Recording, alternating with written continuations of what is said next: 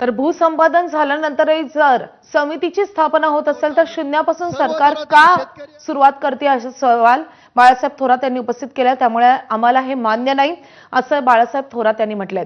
तर एका बाजूला बाळासाहेब थोरात आणि त्यांचे कुटुंबीय संगमनेरमध्ये आंदोलन करतात, चक्काजाम आंदोलन सुरू आहे। दुसरीकडे सत्यजित तांबे यांना पोलिसांनी ताब्यात घेतलेलं आहे आणि त्यांना घेऊन जातानाची काही वेळापूर्वीची दृश्य आपण पाहतोय।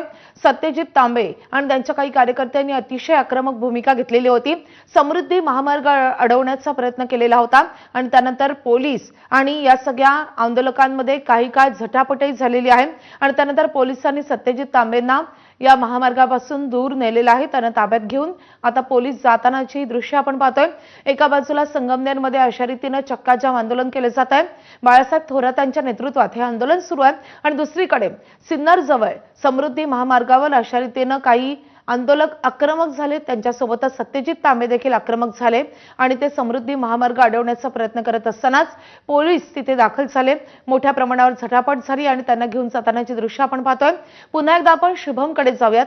शुभम, अजून आपण पाहतोय की संगमनेरमध्ये आंदोलक ठाम आहेत, अजूनही त्यांचं चक्काजाम आंदोलन सुरू आहे। आता सत्यजित तांबेंसह काही आंदोलकांना ताब्यात घेतल्यानंतर इतर आंदोलकांचं काय म्हणणं आहे, इतर आंदोलकांची काय भूमिका आहे? आपण जर बघितलं तर आमदार सत्यजित तांबे यांना पोलिसांनी ताब्यात घेतल्यानंतर जे आंदोलक आहेत ते या ठिकाणी नाशिक पुणे मार्गावरच या ठिकाणी खरं तर चक्काजाम आंदोलन करताना पाहायला मिळतंय। हा संपूर्ण महामार्ग या ठिकाणी रोखून ठेवलेला आहे, जवळपास 2 तास उलटून गेलेला आहे। तोपर्यंत हा जो महामार्ग आहे तो या ठिकाणी पूर्णतः आपल्याला वाहतुकीसाठी बंद झाल्याचा पाहायला मिळतोय। आंदोलक देखील या ठिकाणी आक्रमक झालेले होते आणि एकूण जर बघितलं तर हा संपूर्ण महामार्ग जो आहे तो या ठिकाणी नाशिक पुणे महामार्ग हा बंद करण्यात आलेला आहे आणि अगदी समृद्धी महामार्गावर जाण्याचा प्रयत्न या ठिकाणी आंदोलकांकडून केला जातोय। मात्र जे आता आंदोलक आहेत ते सध्या आता याच महामार्गावर बसलेले आहे, आंदोलन त्यांचं सुरू आहे। जोपर्यंत लेखी आश्वासन येत नाही तोपर्यंत या ठिकाणाहून कोणीही जाणार नाही अशी भूमिका या आंदोलकांनी घेतलेली आहे आणि आमदार सत्यजित तांबे यांच्यासोबत खरं तर सरकारकडनं पुन्हा एकदा चर्चा केली जाणार असल्याची माहिती खरं तर आपल्याला मिळते। त्यामुळे या आंदोलन आता सध्या तरी सुरू आहे।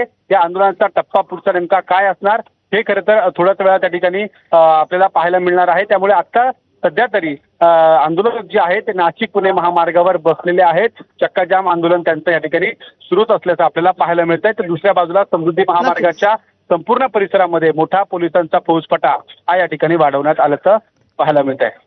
अभूतपूर्व असं सगळा गोंधळ आपल्याला पाहायला मिळतोय। शुभम, तुम्ही सोबतच राहा। यानंतर आपण जाणार आहोत संगमनेरला। सुनील भोंगळ आपले प्रतिनिधी आपल्या सोबत आहेत। सुनील, आपण पाहतोय समृद्धी महामार्ग अडवण्याचा प्रयत्न झाला, सत्यजित तांबेंना ताब्यात घेण्यात आलेलं आहे, मात्र इथे संगमनेरमध्ये नेमकं काय घडतं आहे? बाळासाहेब थोरात हे ठाम आहेत, त्यांनी आक्रमक भूमिका घेतलेली आहे, आंदोलकांचं इकडे काय म्हणणं आहे? नक्कीच आपण जर बघितलं तर संगमनेरचं हिवरगाव पावसा टोल नाक्यावरती जवळपास 1.5 तासापेक्षा जास्त कालावधीपासून हे आंदोलन सुरू आहे आणि स्वतः माजी मंत्री बाळासाहेब थोरात या आंदोलनामध्ये सहभागी झालेले आहेत। जयश्री थोरात, सुधीर तांबे, मैथिली तांबे या देखील या ठिकाणी रस्त्यावरती बसलेल्या आहेत आणि जोपर्यंत मागण्या मान्य होत नाही तोपर्यंत आमच्या आंदोलनाची भूमिका जी आहे तर ती अशीच राहील असं त्या बाळासाहेब थोरात यांनी काही वेळापूर्वी स्पष्ट केलेलं होतं। एकूणच जर बघितलं तर अगदी पावसाचं वातावरण आहे, रिमझिम पाऊस देखील बरसतोय, मात्र आंदोलक जे आहेत तर ते रस्त्यावरून उठायला तयार नाही आहेत। कुठेतरी हा रेल्वे मार्ग रद्द करणे म्हणजे इथल्या जे नागरिक आहेत त्यांच्यावरती अन्याय असल्याची भूमिका जी आहे आंदोलकांनी घेतलेली आहे।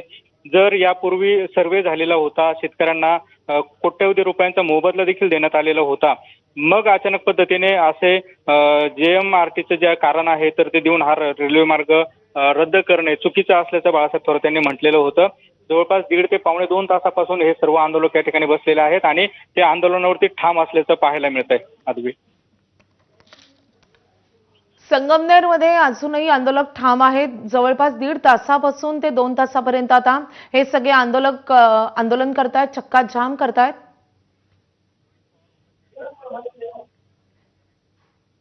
यानंतर शरद पवारांच्या राष्ट्रवादीचे आमदार रोहित